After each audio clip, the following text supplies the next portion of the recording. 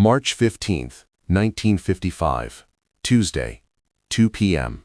The package arrived at 2 p.m., delivered to Bumpy Johnson's Harlem brownstone, 409 Edgecombe Avenue.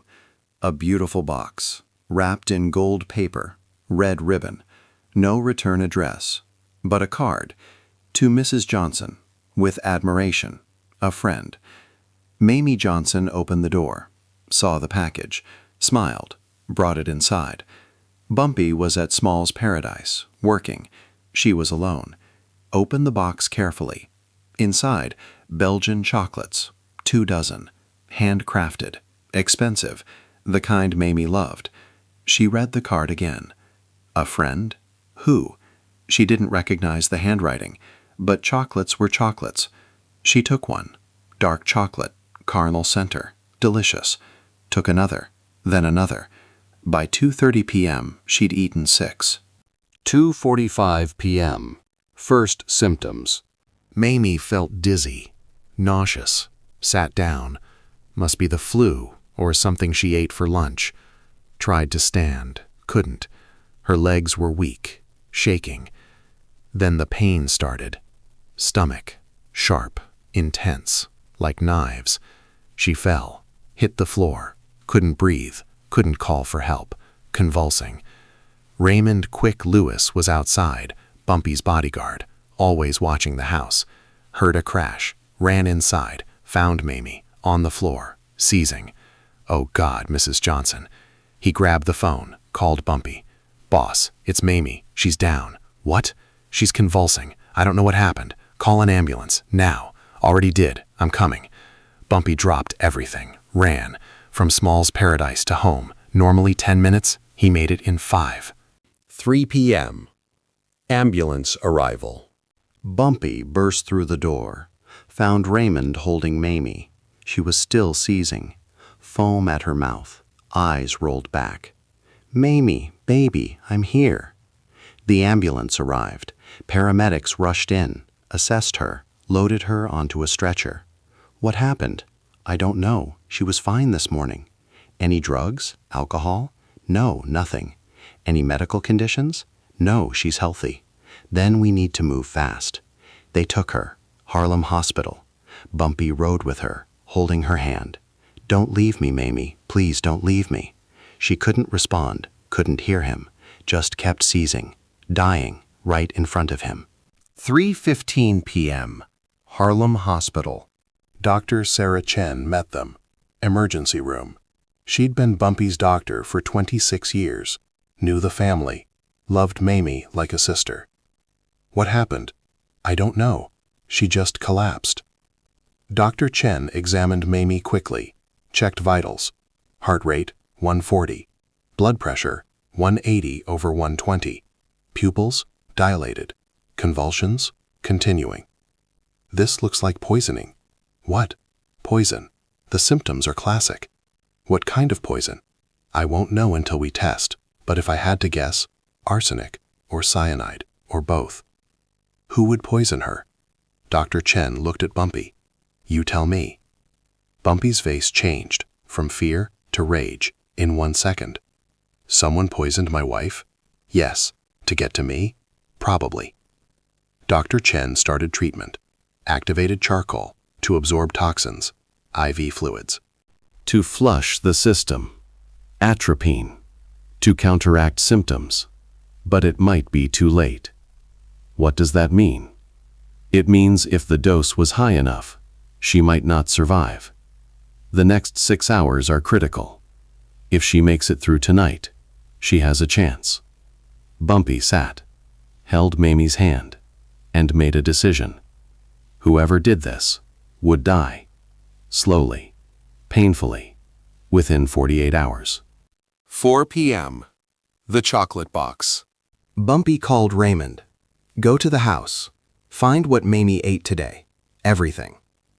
Raymond searched, found the chocolate box, on the kitchen table, still open.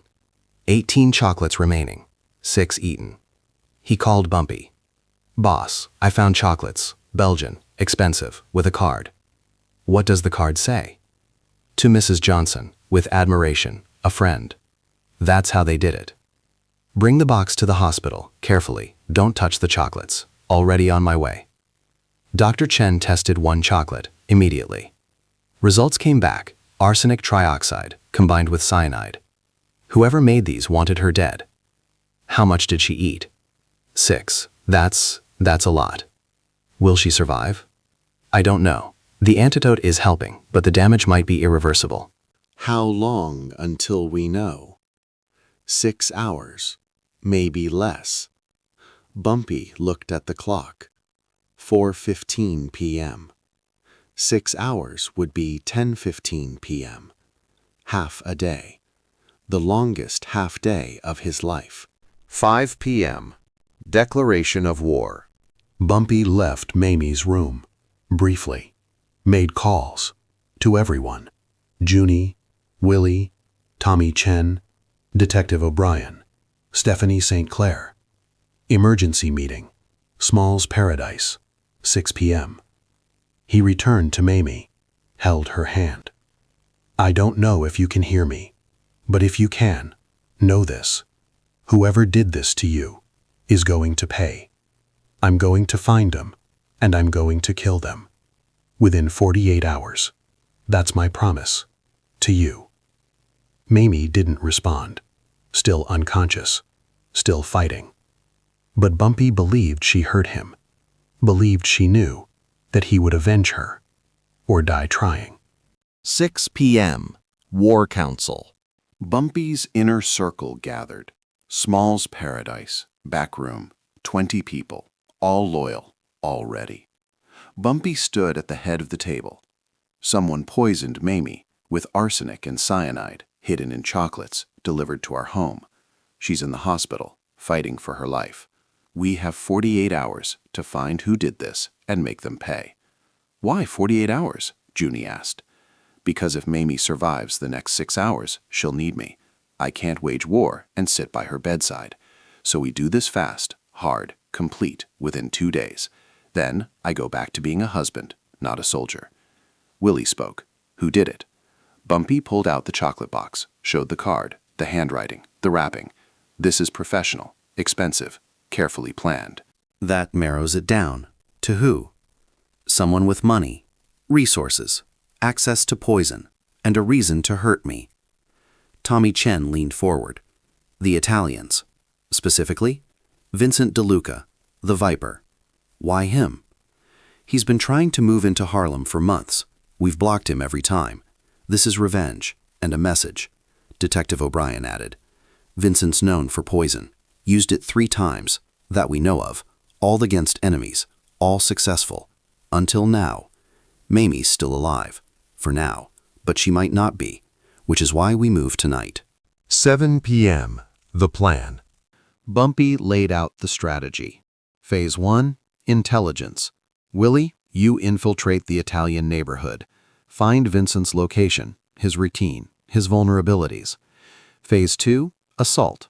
Once we know where he is, we take him, alive. I want him to confess before he dies. Phase 3, retaliation. We destroy everyone who helped him, his crew, his backers, his bosses, everyone. Phase 4, message. We make sure no one ever tries this again by showing what happens when you attack my family. Stephanie St. Clair spoke carefully. Bumpy, this is going to start a war with the Italians. The commission might get involved. I don't care. They poisoned my wife. There are rules against targeting families. They broke them first. So the rules don't apply anymore. Everyone nodded, understanding, accepting. This wasn't business. This was personal. And personal meant total war. 8 p.m. Hospital vigil. Bumpy returned to the hospital. To Mamie, she was stable, but not improving. Dr. Chen was monitoring constantly. Her vitals are holding. That's good. But she's not responding to treatment. That's bad. What does that mean? It means the poison is still in her system, fighting the antidote. We're in a race, between the medicine and the toxin. Who's winning? Right now, neither. They're tied. What can I do? Pray. Bumpy wasn't religious, hadn't prayed in 30 years, but he prayed now, to God, to anyone who'd listen. Don't take her. Please, Take me instead. I'm the one who deserves punishment, not her. She's innocent. She's good. She's everything I'm not. So if someone has to die, let it be me, not her. Please, not her. 9 p.m. First intel. Willie called. Boss, I found something. What? Vincent was at his restaurant 2 hours ago, bragging. About what? About a special delivery he made today to a friend's wife. He was laughing about it with his crew. Where is he now? Left the restaurant, heading to Fat Tony Salerno's place, the Bronx, for a meeting. How many men? 6 with him, plus whatever Fat Tony has, so at least 20. Can we take them? Not tonight. Too many, too fortified. We need a better opportunity. Then we wait, create one. How? By making Vincent feel safe, overconfident. Then we strike. Keep watching, report every movement. Will do. Bumpy hung up, looked at Mamie, still unconscious. We're getting close, baby. Hold on. Just hold on. 10 p.m. The turning point. Dr. Chen came in with news. She's responding. What? The antidote is working. Her vitals are improving. Heart rate down to 110. Blood pressure 150/95. Convulsions stopped. She's stabilizing. Will she live? If this continues, yes, she'll live. But what? There might be damage to her organs, liver, kidneys, heart. We won't know until she wakes up. When will that be? Hours, maybe tomorrow. But Bumpy, yes, she's going to survive. Thank God. Bumpy collapsed into a chair, relief washing over him. Mamie would live. That was all that mattered. Well, almost all. Vincent DeLuca still needed to die, and that would happen within the next 38 hours. 11 p.m. Regrouping. Bumpy left Mamie briefly, called another meeting, updated everyone. Mamie's going to survive. Thank God, Junie said. But the war continues. Vincent needs to pay. Agreed. What's the status? Willie reported. Vincent's at Fat Tony's, probably all night. They're celebrating. Celebrating what? Poisoning Mamie. They think she's dead. Good. Let them think that. It makes them careless. Tomorrow morning, when Vincent leaves Fat Tony's, we follow him, find his next location, then we take him. What about Fat Tony? What about him? He's protecting Vincent. He's hosting him. He's complicit. Then he dies too. Boss, that's a commission member. You'll start a war with all 5 families. Then that's a war we'll fight. Nobody poisons my wife and lives. Nobody. The room was silent. Then everyone nodded, understanding. This was Bumpy Johnson, protecting his family, and nothing would stop him. Not the commission, not the entire Italian mafia. Nothing. Midnight. End of day 1. Bumpy returned to Mamie's room, sat beside her, held her hand. 6 hours had passed since the poisoning, since the declaration of war. Mamie was stable now, breathing easier, color returning to her face, but still unconscious, still fighting. Bumpy whispered, I love you, Mamie, more than anything, more than power, more than money, more than Harlem. You're my everything, and I'm going to make this right. I'm going to find who did this, and I'm going to end them. That's my promise. To you. Always. He kissed her forehead, then sat back, to wait, to plan, to prepare for the next 36 hours, the most violent 36 hours of his life. March 16, 1955. Wednesday, 6 a.m. Bumpy woke in the hospital chair, neck stiff, back aching, but he didn't care. He looked at Mamie, still sleeping, but breathing steadily, color better. Dr. Chen entered. Morning. How is she? Better. Much better. The poison is clearing her system. Liver function improving. Kidney function stabilizing. She's going to make it. When will she wake up? Today. Probably this morning. Can I talk to her when she wakes? Yes, but keep it brief. She needs rest. Bumpy nodded, then left, to continue the hunt. Mamie was safe. Now Vincent would pay. 7 a.m. Surveillance begins. Willie had been watching Fat Tony's villa all night, from a distance, with binoculars. Vincent finally emerged at 7:15 a.m., with 4 bodyguards. Got into a black Cadillac. Willie followed, discreetly, 3 cars back. Vincent drove to Little Italy, to his restaurant, Bella Napoli, on Mulberry Street. Went inside. Willie called Bumpy. "Boss, Vincent's at his restaurant." "How many guards?" "4 inside, 2 outside. That's 6, plus Vincent, 7 total." "Can we take them, in broad daylight, on their territory?" "It'd be messy." "Then we wait, for a better opportunity." "What if he doesn't leave?" "He will. Everyone leaves eventually. Keep watching." 8 a.m. Mamie wakes up. The call came at 8:03 a.m.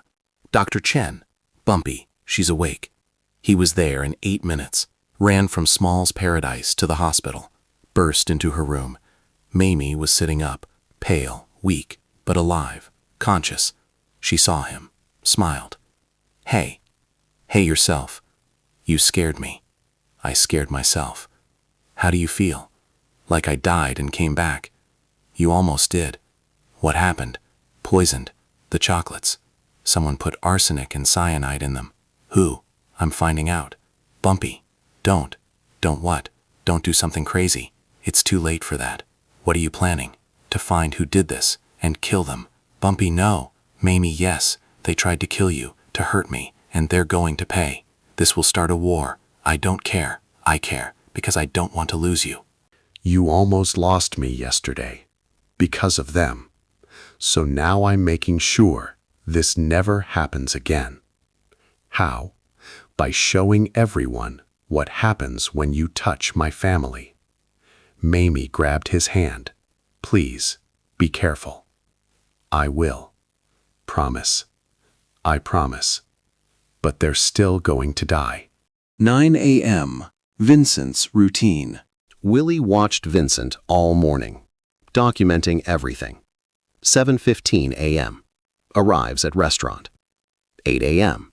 Has breakfast with crew. 9 a.m. Makes phone calls. Business. 10 a.m. Still inside. At 10:30 a.m., Vincent left with 2 guards. Got in his Cadillac. Drove to a warehouse in Brooklyn. Red Hook. Willie followed. Called Bumpy. He's at a warehouse.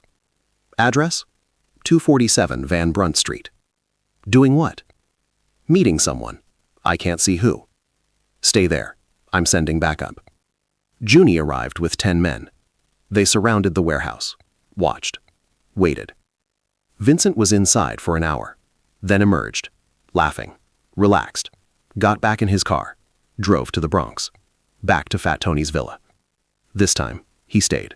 11 a.m. Planning the grab. Bumpy called everyone to Small's Paradise. War Council. Round 2. Vincent's routine is clear. Morning at his restaurant. Midday at the warehouse. Evening at Fat Tony's. When do we take him? The warehouse. Why? It's isolated. No civilians. No witnesses. Easier to control. When? Tomorrow morning. When he arrives, we hit fast. Grab him. Extract information. Then decide what to do with him. What about his guards? We eliminate them. Quickly. Quietly. This is a snatch and grab, not a massacre. Willie spoke. What about Fat Tony? If we take Vincent, Tony will retaliate. Let him. We'll deal with Tony after. First priority, Vincent. He's the one who poisoned Mamie. He's the one who dies first. Everyone nodded. The plan was set. 12 p.m. Intel gathering. Detective O'Brien came through with information from inside the NYPD. Vincent DeLuca, age 45, born in Sicily, came to America 1932, rose through the ranks, Genovese family, specializes in poison, known victims, 3 confirmed, 8 suspected. Method, always food or drink, always delivered as gifts. Signature, arsenic and cyanide combination, exactly what he used on Mamie. Motive for targeting Mamie, revenge, against Bumpy, for blocking his Harlem expansion. Orders came from, unknown, possibly Fat Tony Salerno, possibly higher up. Current location, rotating between restaurant, warehouse, and Fat Tony's villa. Vulnerability, arrogant, overconfident, thinks he's untouchable. Bumpy read the file, then looked at O'Brien. Thank you. Be careful, Bumpy. This is going to get ugly. It already is.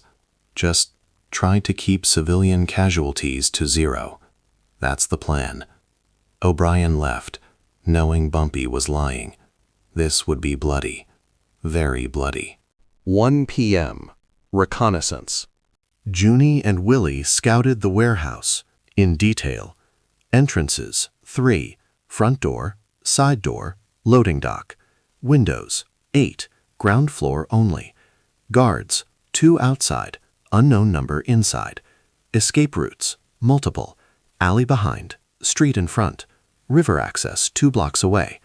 Best approach, hit all 3 entrances simultaneously. Overwhelming force, no chance to escape. Estimated resistance, light. Vincent's crew isn't expecting an attack. On their territory. Time required, 5 minutes. To secure building, extract Vincent, exit. Casualties, minimal, if planned correctly. Junie called Bumpy with the assessment. It's doable. How many men do we need? 20. To cover all exits, neutralize guards, secure Vincent. When? Tomorrow, 10:30 a.m. When Vincent arrives for his meeting, be ready. 2 p.m. Mame's improvement. Bumpy visited Mamie again. She was eating, slowly, soup and crackers, but eating. That was progress. You look better. I feel terrible, but better than yesterday. Dr. Chen says you can go home tomorrow, if you keep improving. That's good. I miss our bed. I miss you being safe. Bumpy, don't start. I have to. They tried to kill you, and they almost succeeded. So I'm going to make sure this never happens again. How? By eliminating the threat. That means killing people. Yes, it does.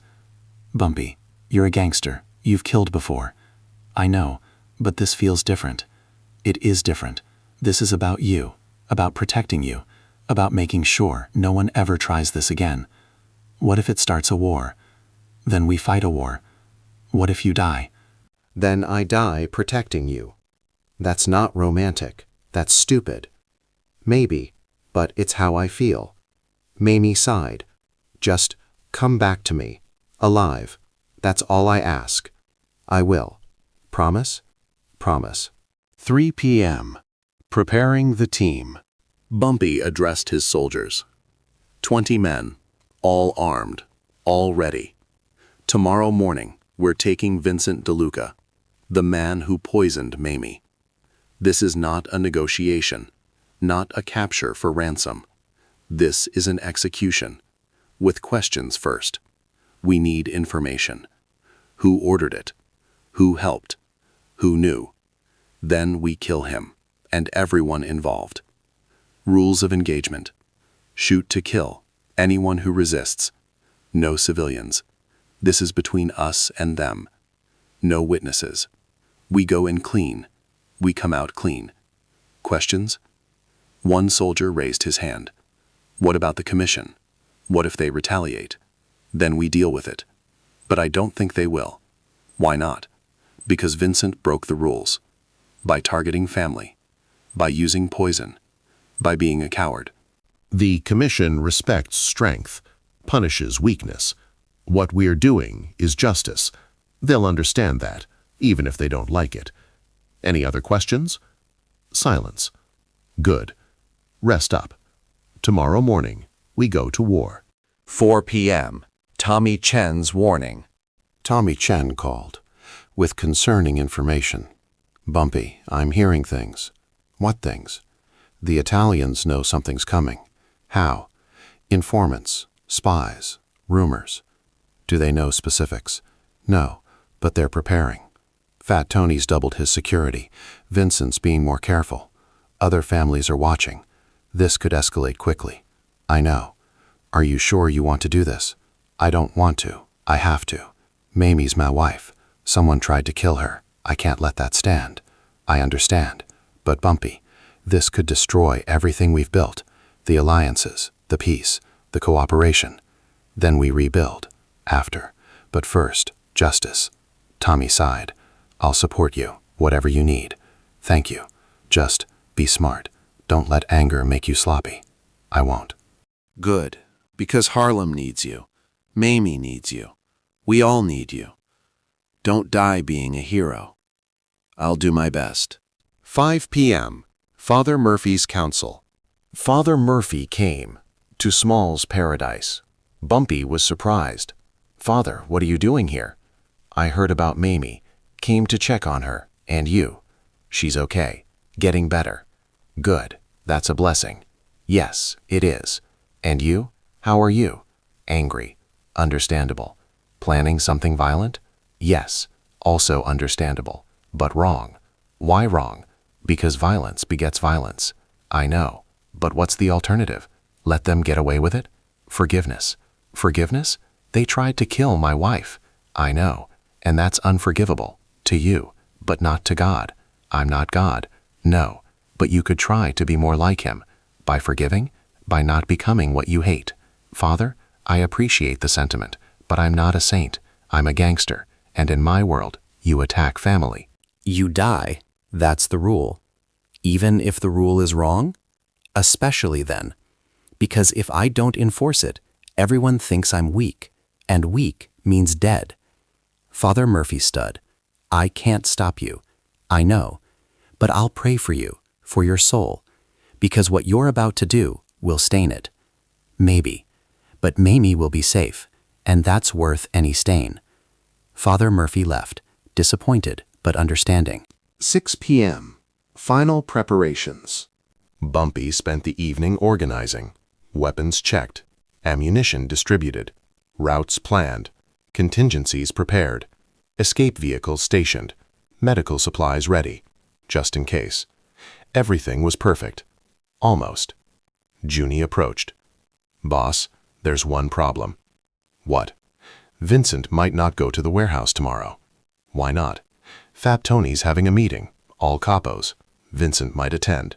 That changes things. How? We can't hit a commission meeting. That'd be suicide. So what do? We wait for Vincent to leave. Then we take him. Where? Wherever he goes, as long as it's not surrounded by 50 mobsters. Junie. Yes? This has to happen tomorrow. Why? Because I promised Mamie. 48 hours. That ends tomorrow at 2 p.m. We're running out of time.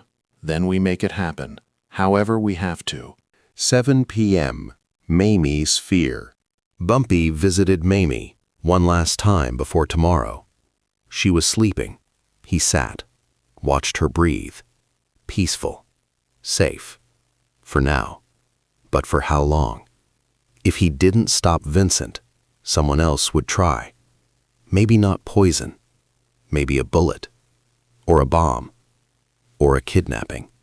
The threats were endless. Because Bumpy had enemies. Powerful enemies. Who'd use any weakness. Any vulnerability. And Mamie was his biggest vulnerability. Everyone knew it. Which made her a target. So he had to do this. Had to show everyone that attacking his family meant death. Certain. Brutal. Public. That was the only language his enemies understood. Violence. So that's what he'd give them. 8 p.m. The call. Willie called. Emergency. Boss, Vincent just left Fat Tony's. Alone. What? He's driving. Just him and one driver. No security. This is our chance. Where's he going? South, toward Manhattan. Follow him. Don't lose him. Already on it. Bumpy called everyone. Change of plans. Vincent's alone. We're taking him tonight. Where? Wherever he stops. Everyone move, now. 20 men mobilized in minutes, followed Willie's lead. Vincent drove into Manhattan, Lower East Side, stopped at a small restaurant, went inside. Willie reported he's having dinner with a woman, not his wife. How long will he be? At least an hour. Good. We set up outside. When he comes out, we take him. 9 p.m. The ambush. Bumpy's men surrounded the restaurant, discreetly. 15 inside, posing as customers. 5 outside, watching exits, waiting. Vincent had no idea. He was eating, laughing, with his mistress, celebrating, probably still bragging about poisoning Mamie, thinking he'd gotten away with it, thinking Bumpy was weak, grieving, distracted. He was wrong. At 9:47 p.m., Vincent finished dinner, paid, stood to leave, with the woman, walked toward the door. The moment he stepped outside, Bumpy's men moved. 4 grabbed Vincent, 2 grabbed the woman, guns drawn. Nobody move. Vincent tried to fight, got punched, once, hard, went down. They dragged him into a van. The woman was released, told to forget what she saw. She ran, terrified. The van drove. To a warehouse in Harlem, Bumpy's territory. Vincent was about to face justice, Bumpy style. 10 p.m. Interrogation begins. They tied Vincent to a chair in the warehouse, empty, dark, cold, perfect for what came next. Bumpy walked in. Vincent looked up, saw him, went pale. Bumpy Johnson. Vincent, you know why you're here? I don't know what you're talking about. Don't lie. It insults us both. You poisoned my wife with arsenic and cyanide hidden in chocolates sent to my home with a fake card. I didn't. Vincent, I have proof. The chocolates, the poison, the handwriting, everything. Plus, you were bragging about it at your restaurant. My people heard you, so don't lie. Just tell me, who ordered it? Vincent was sweating. If I tell you, I'm dead. If you don't tell me, you're dead, but slower, more painful. So choose. Who ordered it? Vincent looked at Bumpy, at the men surrounding him, at the tools on the table. Knives, pliers, blowtorch. He broke. Fat Tony Salerno ordered it. Why?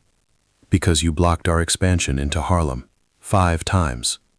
Tony was tired of losing, so he ordered me to hurt you by poisoning your wife. And you agreed? I had no choice. Tony's my boss. Everyone has a choice. You chose wrong. What are you going to do? What do you think? 11 p.m. Vincent's confession. They recorded Vincent's confession on tape for evidence, for leverage. Vincent spoke, clearly, desperately. Fat Tony Salerno ordered me to poison Mamie Johnson as revenge against Bumpy for blocking our Harlem expansion. I obtained the poison, made the chocolates, delivered them to Bumpy's home on March 15th. I knew it would kill her. That was the plan, to hurt Bumpy by killing his wife.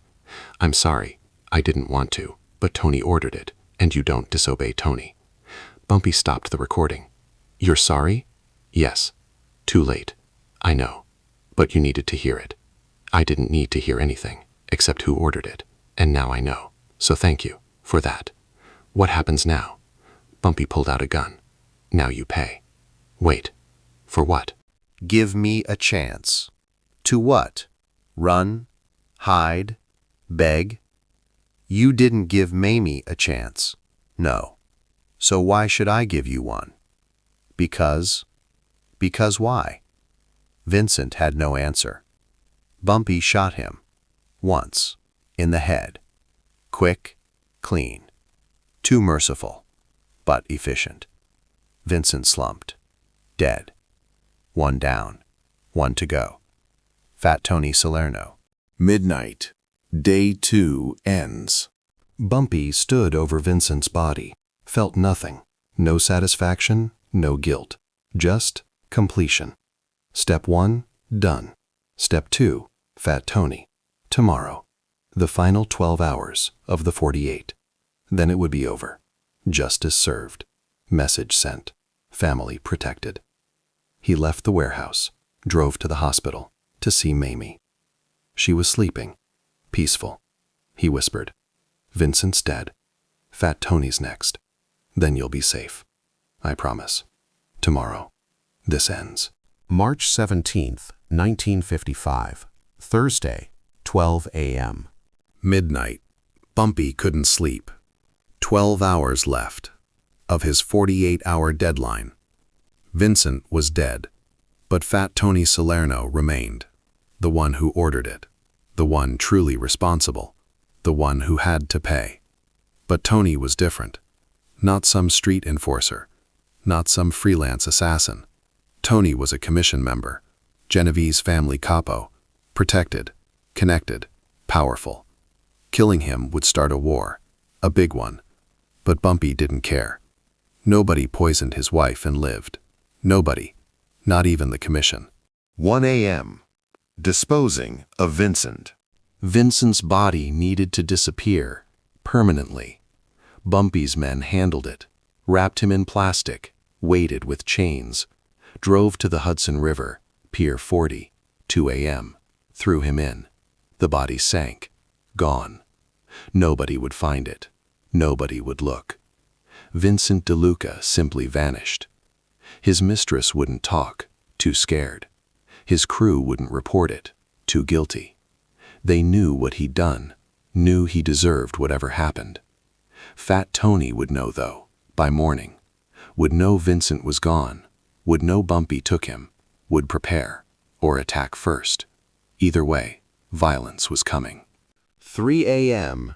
Planning Fat Tony's end. Bumpy called an emergency meeting. 3 a.m. Small's Paradise. Everyone exhausted, but focused. Vincent's dead. Good. Now Fat Tony. How? That's the question. Tony's in the Bronx, at his villa. How many guards? Willie had been watching. At least 30, inside and outside. Plus motion sensors, guard dogs, cameras. It's a fortress. Can we assault it? Junie shook his head. Not without massive casualties, on our side. And we'd never reach Tony. He has a panic room, reinforced steel, with escape tunnel to a waiting car. We'd never catch him. So frontal assault is out. What about alternatives? Tommy Chen spoke. Lure him out. How? With something he can't resist. Like what? A meeting. With whom? You, Bumpy. He wants Harlem. He's wanted it for years. What if you offer to negotiate a deal? He'll suspect a trap. Probably. But he's also greedy, arrogant, thinks he's untouchable. If you offer the right deal, in the right location, he might come. What location? Somewhere neutral, public enough that he feels safe, private enough that we can act. Suggestions? Detective O'Brien, who'd been listening quietly, spoke. The Fulton Fish Market. Why there? It's neutral territory, nobody's turf. Opens at 5 a.m. Busy, loud, crowded. Tony would feel safe. And there are a dozen exits, alleyways, loading docks. We could position men everywhere. Tony brings security, sure, but in that chaos, we'd have the advantage. Everyone considered it. Risky, but possible. Bumpy nodded. Make the call. 4 a.m. The invitation. Bumpy called Fat Tony. Direct line. Tony's private number. Few people had it. The phone rang. Once. Twice. 3 times. Then, Tony's voice. Groggy. Annoyed. Who the fuck is this? It's Bumpy Johnson. There was silence. Then, Tony laughed. Bumpy, what a surprise. You know what time it is. 4 in the morning. I know. So this must be important. It is. I want to talk. About what? About Harlem. About peace. About ending this. Ending what? Don't play stupid, Tony. You ordered Vincent to poison my wife. I don't know what you're talking about. Vincent confessed. Before I killed him. More silence. You killed Vincent. Last night. And now I'm coming for you. Unless what? Unless we make a deal. What kind of deal? Meet me. Fulton Fish Market. 6 a.m. We talk. Face to face. You bring your people. I bring mine. We negotiate, like professionals. And if I don't come? Then I come to you, and your villa burns, with you inside. Tony was quiet, thinking, calculating. Then, okay, I'll be there. 6 a.m. But Bumpy, yes? If this is a trap, if you try anything, the commission will destroy you. I'm not scared of the commission. You should be. Maybe. But I'm more scared of going home and telling my wife that the man who tried to kill her is still alive. See you at 6, Tony. Bumpy hung up. 5 a.m. Fulton Fish Market setup. Bumpy's men arrived early, 4:30 a.m. Positioned everywhere, rooftops, alleyways, loading docks, inside fish stalls. 40 men total, all armed, all waiting. The market was opening, fishmongers arriving, unloading trucks, setting up stalls. Ice, fish, chaos, perfect cover. Bumpy arrived at 5:45 a.m. with Junie, Willie, Raymond, Tommy Chen. 5 men, visible, but 35 more hidden, watching, waiting. Tony arrived at 6:02 a.m., late, intentionally, with 20 men, all in suits, all obviously armed. He walked toward Bumpy, slowly, confidently, smiling. "Bumpy, Tony, you look well." "You too, considering." "Considering what?" "Considering your wife almost died." Tony's smile disappeared. "Let's talk." "Yes, let's." 6 a.m. The negotiation. They sat at a fish stall, surrounded by noise, ice, smell. Tony's men stood behind him. Bumpy's visible men stood behind him. So Tony began. "You want peace. I want justice. Same thing? No, it's not. Justice means you pay for what you did. I didn't do anything. You ordered Vincent to poison my wife. Allegedly. Not allegedly. He confessed, on tape, before you killed him. Yes."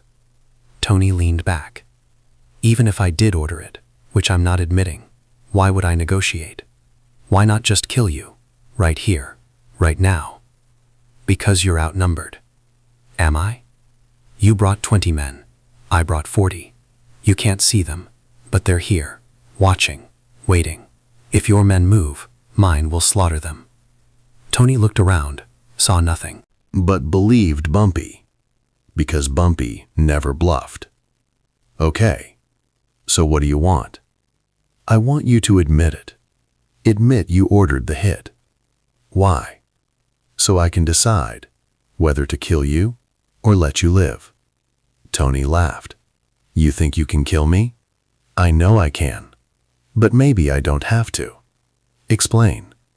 "If you admit it, apologize, and compensate my wife, I'll let you live." "How much compensation?" $1 million. Tony's eyes widened. "That's insane.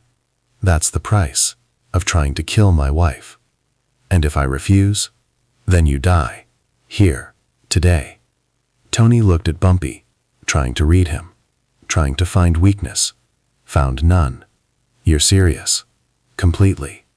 Tony thought, then decided. "Okay, I ordered it." "Why?" "Because you blocked me. From Harlem. 5 times. I was tired of losing. So I decided to hurt you. By killing your wife. I'm sorry." "Are you?" "Really?" "No, not really." "Then why apologize?" "Because I'd rather pay than die." Smart. 7 a.m. The betrayal. Tony stood, extended his hand. "So we have a deal?" "Not yet." "Why not?" "Because I don't trust you." Tony's face hardened.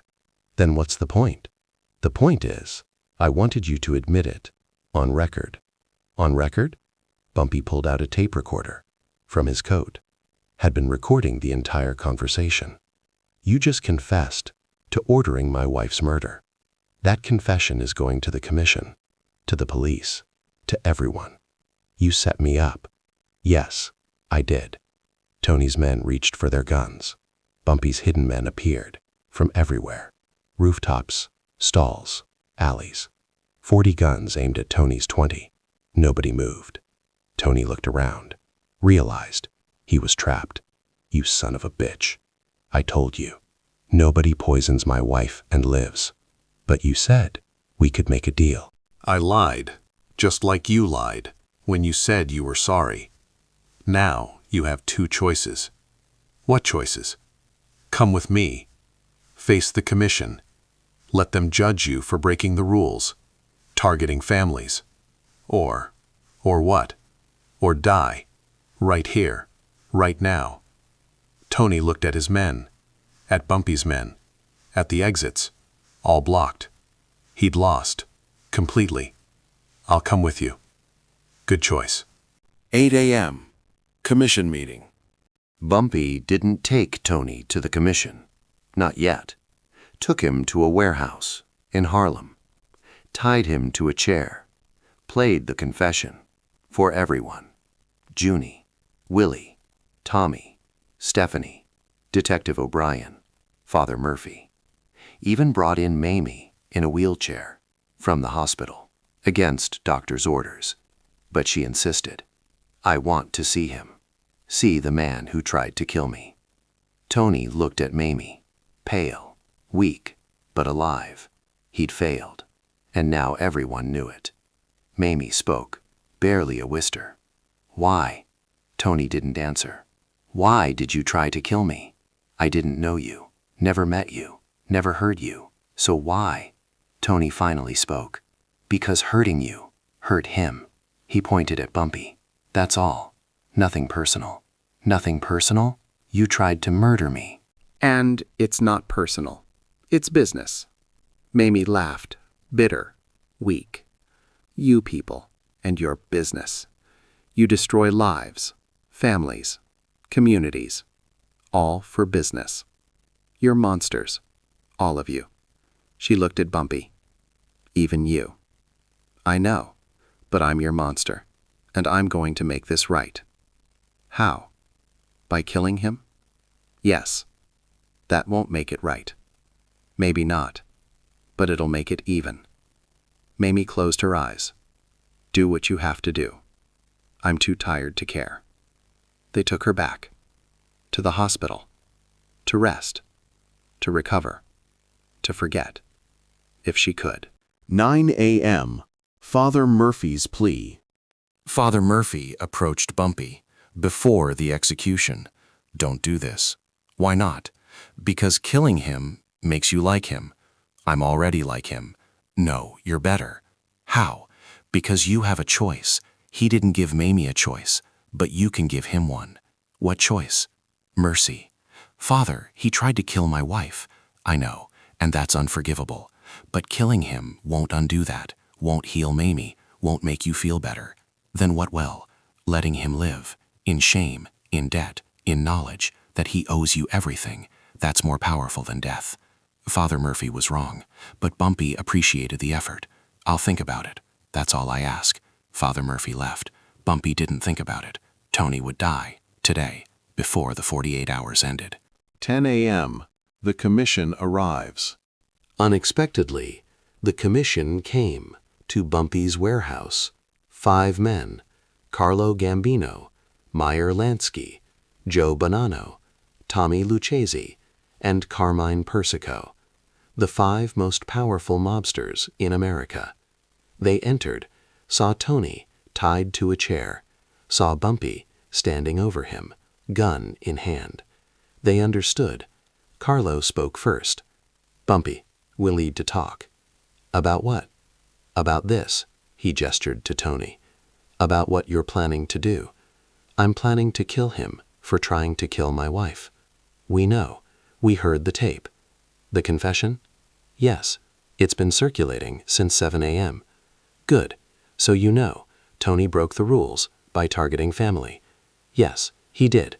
So you understand why I'm doing this. We understand, but we can't allow it. Why not? Because Tony is commission. If you kill him without our permission, it sets a precedent that anyone can kill anyone for any reason. That's chaos. He tried to kill my wife. And we're sorry, but there's a process. What process? Commission, trial. We judge him. We decide his fate, not you. And if your decision is wrong, then you appeal. But you don't execute without our blessing. Bumpy looked at the 5 men. They were serious, calm, united. Killing Tony now would mean war with all 5 families. He couldn't win that. So what do you want? A trial. Now. Here. We'll judge Tony, based on the evidence, the confession, and we'll decide if he lives or dies. Fair. Bumpy thought, then nodded. Fair. 11 a.m. The trial. The commission sat in Bumpy's warehouse, improvised courtroom. Carlo presided. The charges are clear. Fat Tony Salerno, you are accused of ordering the attempted murder of Mamie Johnson, in violation of commission rules against targeting families. How do you plead? Tony looked defiant. Not guilty. We have your confession, on tape. That was coerced. Bumpy threatened me. Did he? Yes, with death, if I didn't confess. Bumpy spoke. That's a lie. The tape is clear. Tony admitted freely. Carlo raised a hand. We'll listen to the tape. They played it. Tony's voice, clear, incriminating. I ordered it, because you blocked me from Harlem 5 times. I was tired of losing, so I decided to hurt you by killing your wife. The commission listened. When it ended, Carlo spoke. The confession is clear, voluntary, incriminating. Tony, do you have anything to say in your defense? Tony tried. Bumpy was blocking our business for years, costing us millions. Someone had to act by targeting his wife. It was the only way to hurt him without starting a war. You started a war anyway. Yes, but there is no but. You violated our rules. You targeted a civilian, a woman, an innocent. That's unacceptable, even for us. So what's the verdict? The commission conferred, quietly, for 5 minutes. Then Carlos spoke. We find Tony Salerno guilty of violating commission rules. The penalty is death. Bumpy, you may proceed. 12 p.m. Execution. Bumpy stood over Tony, gun in hand. 48 hours had passed since Mamie was poisoned, since Bumpy declared war, since he promised justice. And now, finally, justice. Tony looked up. Any last words? Just one. What? You're no better than me. Bumpy nodded. You're right, I'm not. But my wife is alive, and you're about to die. That's the difference. He shot Tony. Once. In the head. Clean. Quick. Done. The commission watched, said nothing, then stood and left. The message was clear. Rules matter, even for them, especially for them. Bumpy had won, completely. Vincent dead, Tony dead, Mamie alive. 48 hours, exactly. His promise kept. 1 p.m. Aftermath. Bumpy called Mamie. At the hospital. It's done. Both of them? Yes. Vincent and Tony. Dead. How do you feel? Empty. Not satisfied. No. Just tired. I'm sorry. For what? For putting you through this. For being who I am. For making you a target. Bumpy. Stop. I knew who you were. When I married you. 30 years ago. I chose this life. Knowing the risks. This isn't your fault. It's Tony's.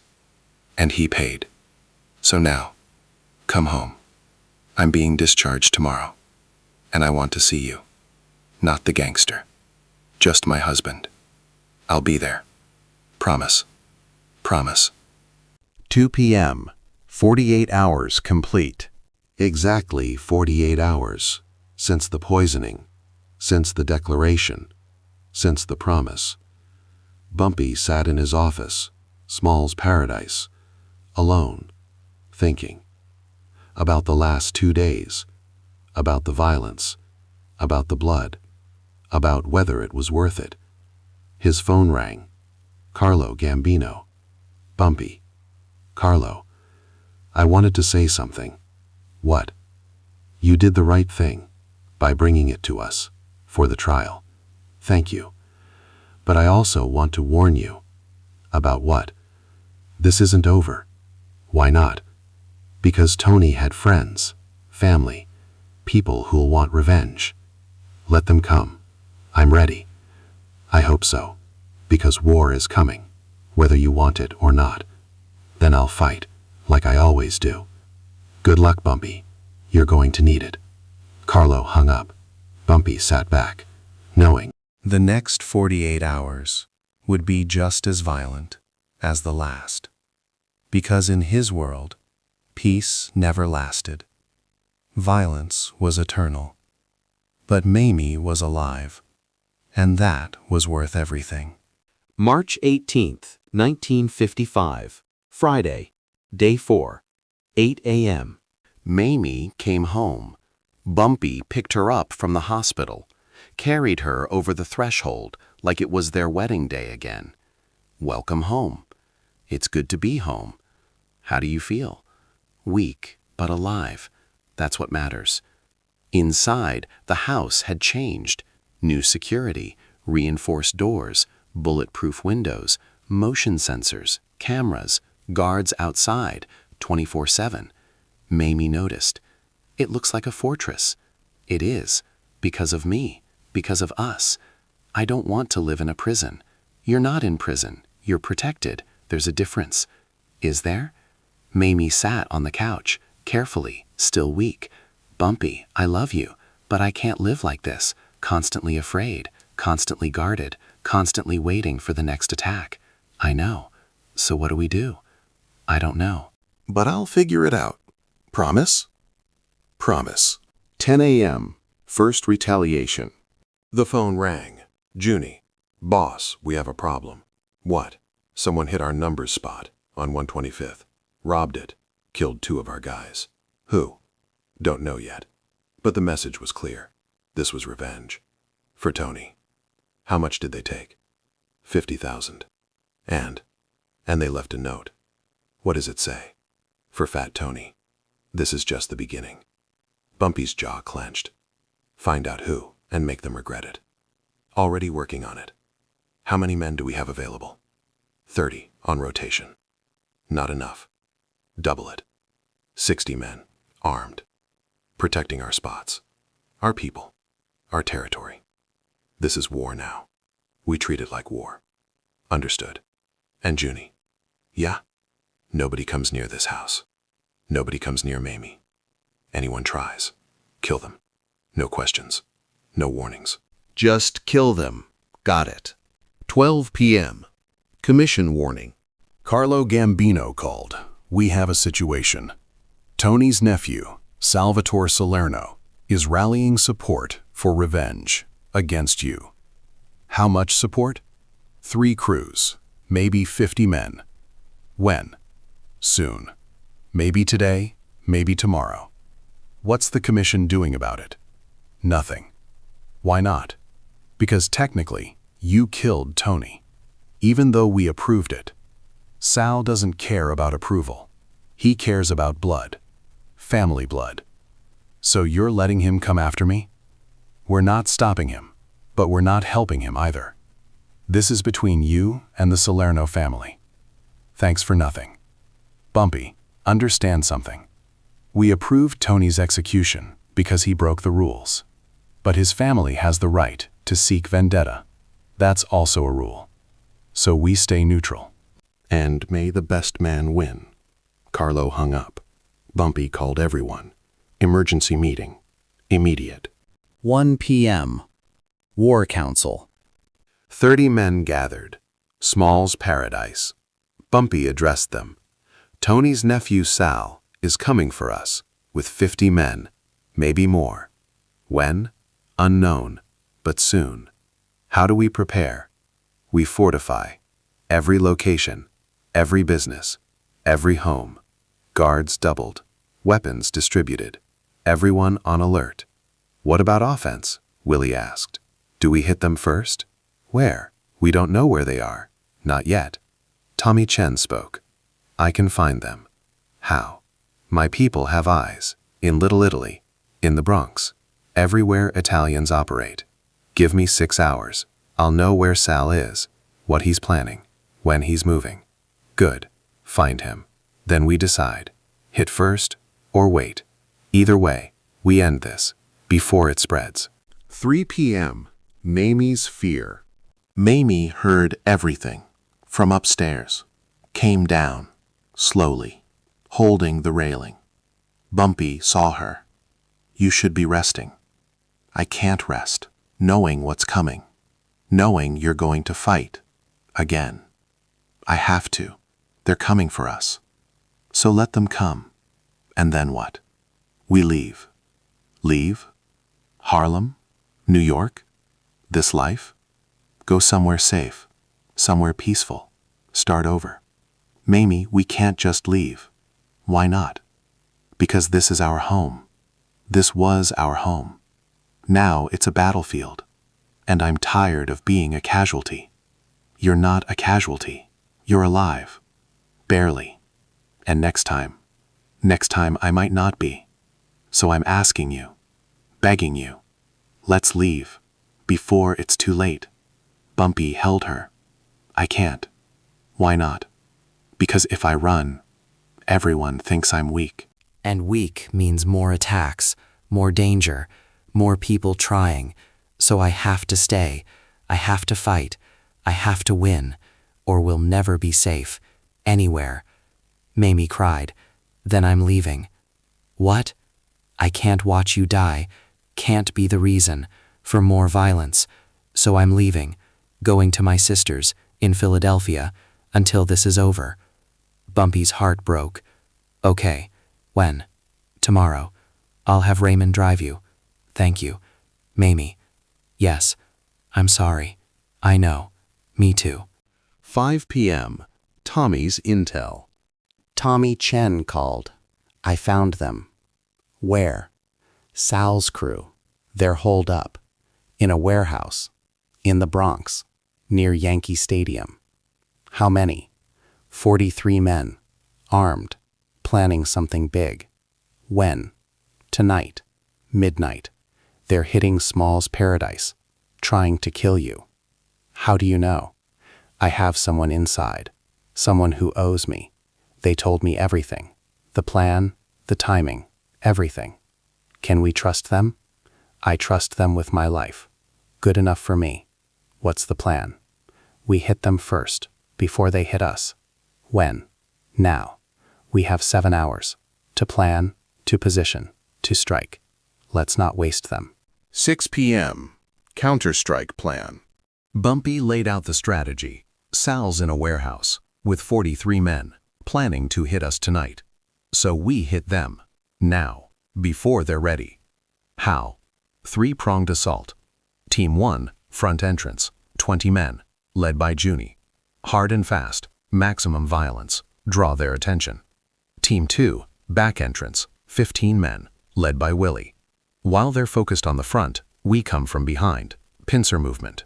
Team 3, rooftop, 5 snipers, led by Raymond. Pick off anyone who runs, anyone who tries to escape. No survivors? No survivors. Sal dies, his crew dies, everyone who came for us dies. This ends tonight. Questions? One soldier raised his hand. What about the commission? They said they're neutral, so they won't interfere? Correct. This is between us and Sal. No rules, no limits. Just survival. Any other questions? Silence. Good. We move in 1 hour. Get ready. 7 p.m. Goodbye to Mamie. Before leaving, Bumpy went to Mamie. She was packing for Philadelphia tomorrow morning. He knocked. Come in. I'm leaving. I know. I might not come back. I know that too. If I don't, if something happens, you're taken care of. Everything is in your name. The businesses, the money, the properties, all yours. I don't want them. I want you. I know. But if you can't have me, at least you'll have security. Bumpy. Yes. Be careful. I will. And Bumpy? Yeah. I love you. Even when I hate this life. I love you. I love you too. Always. He kissed her, one last time, then left, to war. 8 p.m. The assault begins. 60 men, 3 teams, surrounded the warehouse. Junie's team, front. Willie's team, back. Raymond's team, rooftop. At 8:17 p.m., Bumpy gave the signal. Go. Junie's team hit the front door. Explosives, blew it open, charged in. Gunfire erupted, immediate, intense. Sal's men were ready, somewhat, but not for this level of violence. Willie's team hit the back, simultaneously, caught Sal's men in crossfire, front and back, nowhere to run. Raymond's snipers picked off anyone who tried to escape through windows, through side doors, through any exit. It was a slaughter. Sal's 43 men against Bumpy's 60. In 7 minutes, it was over. 38 of Sal's men dead, 5 captured. Sal himself wounded, leg shot, arm shot, but alive. They dragged him out. Bumpy walked up to him. On the ground, bleeding. Sal looked up. Bumpy Johnson. That's right. You came for me. Now you pay. Sal laughed. Despite the pain. You think this ends it? You kill me. Someone else comes. Then someone else. It never ends. I know. But at least you're dead. He shot Sal. Once. In the head. Done. 9 p.m. Casualties. Bumpy's side. 4 dead. 7 wounded. Not terrible, but not good. 4 families who'd lost fathers, brothers, sons, because of Bumpy's war, because of his choices. He visited each family that night, personally, brought money, $50,000 per family. It won't bring them back, I know, but it'll help, with expenses, with time, with grief. Thank you, Mr. Johnson, one widow said. For what? For caring. Most bosses don't. I'm not most bosses. No, you're not. Her 12-year-old son watched, silent, angry. Bumpy saw him, recognized the look, the same look Bumpy had at 12 when his father died. A look that said, someday I'll make them pay. Bumpy hoped the boy would choose a different path, but doubted it. Violence bred violence, always. 11 p.m. Commission response. Carlo Gambino called. It's done? Yes. Sal's dead. His crew's dead. Good. That was fast. I didn't want it to spread. Smart. So what now? Now we wait. For the next attack? There won't be one. Why not? Because I'm making it clear to everyone that coming for me costs more than it's worth. How? By sending a message. What message? Bumpy told him. Carlo was silent. Then, that's extreme. It's necessary. The commission won't like it. I don't care. Bumpy, don't push us. We stayed neutral this time, because Tony broke the rules. But if you cross a line, we'll have to act. Then act. But I'm doing this, with or without your blessing. The line went dead. March 19th, 1955. Saturday, day 5, 6 a.m. The message was delivered to every Italian social club in New York. A box with Sal's head and a note. This is what happens when you come for me, when you threaten my family, when you start wars. You end up here, in pieces, delivered to your friends as a warning. Stay away from Harlem. Stay away from my wife. Stay away from me, or join Sal. The reaction was immediate.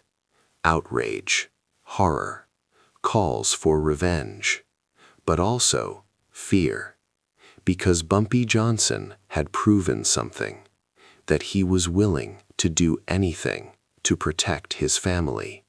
Anything, no matter how brutal, no matter how savage, and that made him more dangerous than anyone realized. 10 a.m. Mamie leaves. Raymond drove Mamie to Philadelphia, to her sister's house, safe, away from the violence, away from Bumpy's war. She didn't say goodbye. Just left. A note. On the kitchen table. Bumpy, I love you, but I can't do this anymore. Can't watch you kill. Can't be the reason for death. Can't live in fear. So I'm leaving. Not forever. Just until this is over. Until you decide what matters more. Me or Harlem.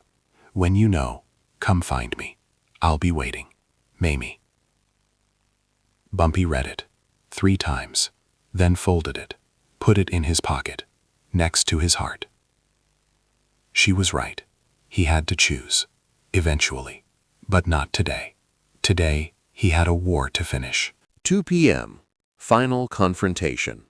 The commission demanded a meeting with Bumpy immediately. He went with 20 men to a restaurant in neutral territory. The 5 bosses waiting, angry. Carlo spoke first. You sent Sal's head to every club in New York? Yes, that was unnecessary. It was a message. It was barbaric. It was effective. Bumpy, you're pushing us. To do what? To declare you an enemy of the commission. Do it. What? If you think I'm your enemy, declare it. Start a war. See what happens. You can't win against all 5 families. Maybe not, but I'll take a lot of you with me, and Harlem will burn before you take it. Is that what you want? The bosses looked at each other, unsure. Bumpy continued. Or we end this, now. How? You leave me alone. I leave you alone. We respect boundaries, honor agreements, and never, ever target families again. That was the original rule, before Tony broke it. The bosses conferred, quietly.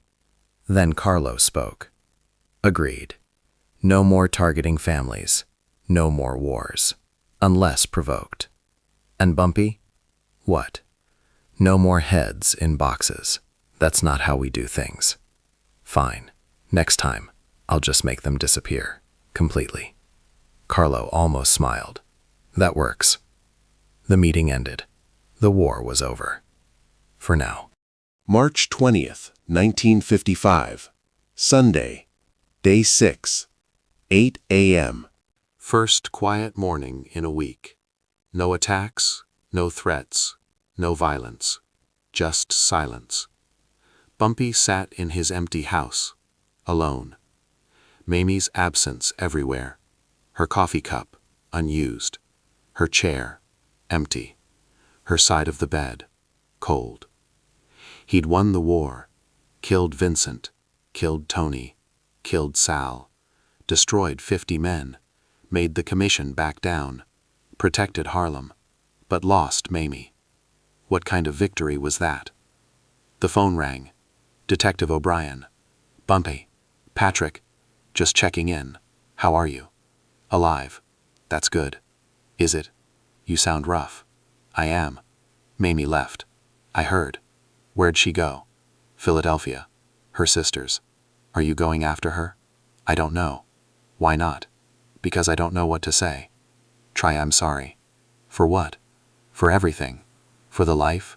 For the danger? For making her a target. She knew what she was getting into when she married me. 30 years ago?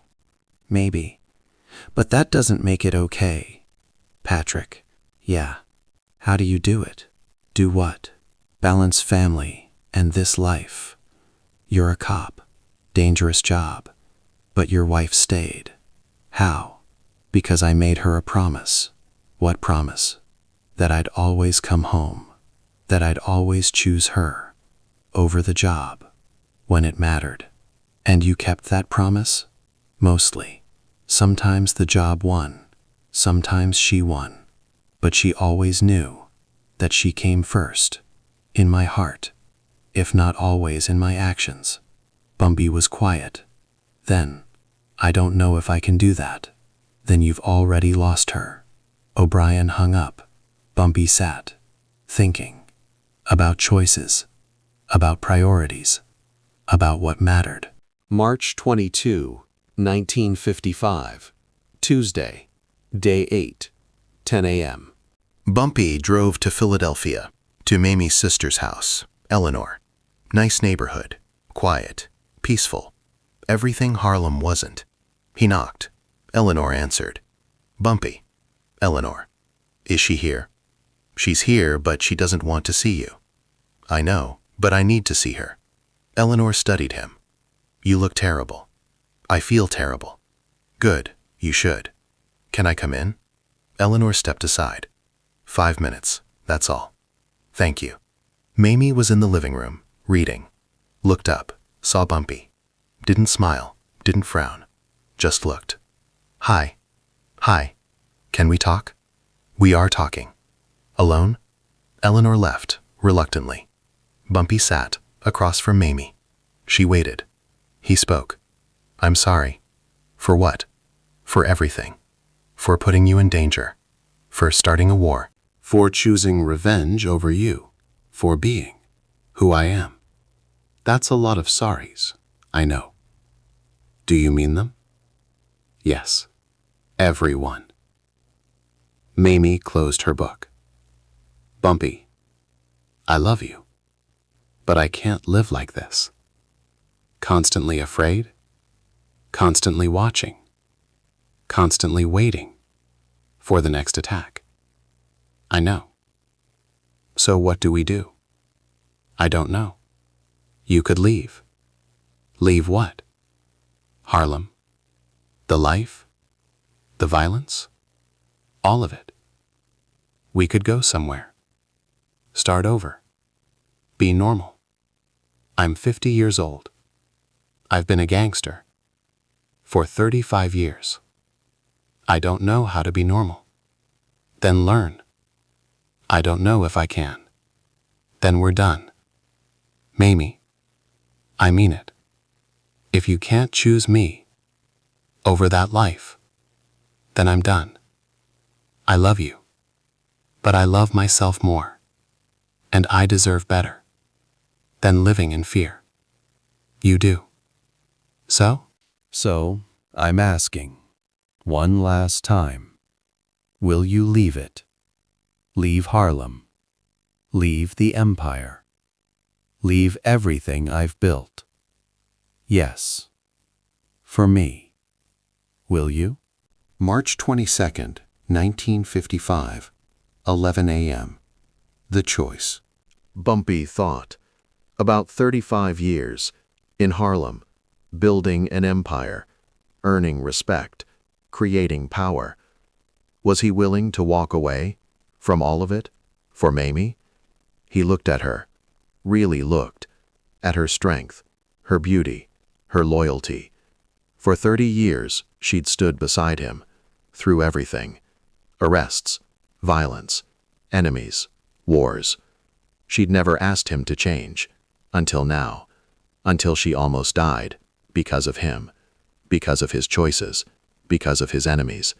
She deserved better, deserved safety, deserved peace, and he could give that to her, if he was willing to sacrifice everything else. He spoke, quietly. If I leave, someone else takes over. Harlem falls apart, or gets taken by the Italians, by anyone. Everything I built, gone. I know. And you're okay with that? If it means I keep you? Yes. Why? Because Harlem will survive, without you. But I won't. That's the difference. Bumpy took her hand. If I do this, if I walk away, we go somewhere far, somewhere no one knows us. We start completely over. No crime, no violence, no empire. Just us. Just us? Where would we go? I don't know. California? Too obvious. Florida? Too many mobsters. What about Canada? Montreal? I've heard it's nice. Quiet. We could disappear there. When? Soon. I need to transfer power. Make sure Harlem's protected. Make sure my people are taken care of. Then we go. How long? 2 weeks. 2 weeks. To dismantle 35 years? I'll make it work. Bumpy. Yes. Promise me, this isn't a trick. I promise. This is real. I'm choosing you. Over everything else. Over Harlem. Over power. Over the life. I'm choosing you. Mamie cried. Finally. Okay. Okay. Okay. We'll go. Together. To Montreal. We'll start over. Be normal. Be safe. Be happy. Thank you. For what? For choosing me. I should have chosen you 30 years ago. Better late than never. March 23rd, April 5th, 1955. Transition. 2 weeks. Bumpy spent 2 weeks preparing, transferring power to Junie Bird, his most trusted, his best student. Junie, you're taking over. What? Harlem. All of it. The businesses, the territory, the people, everything. Why? Because I'm leaving. Where? Montreal. With Mamie. We're starting over. Boss, I can't. You can, and you will. I've taught you everything for 20 years. You're ready. But what about the commission? I've already talked to them. They approve. You're legitimate, recognized, protected. What about our people? Tell them that I'm retiring, that you're in charge, that nothing changes except the face. The protection continues. The businesses continue. Life continues, just without me. When? 2 weeks. I'm giving you time. To transition. To establish yourself. To prove you can do this. What if I fail? You won't. But if you do, Tommy Chen has your back. And Stephanie St. Clair. And Detective O'Brien. You're not alone. Thank you for trusting me. Don't thank me yet. This job is harder than it looks. I know. Good. Then you'll do great. April 5th, 1955. Departure Day. Bumpy and Mamie packed 2 suitcases each. That's all. Everything else left behind. Money in accounts for Junie, for the organization, for the community. Properties transferred. Businesses signed over. Ties cut. Clean. Complete. Final. They drove to the train station, Penn Station, 8 a.m. train, to Montreal, via Boston. 30 people came to say goodbye.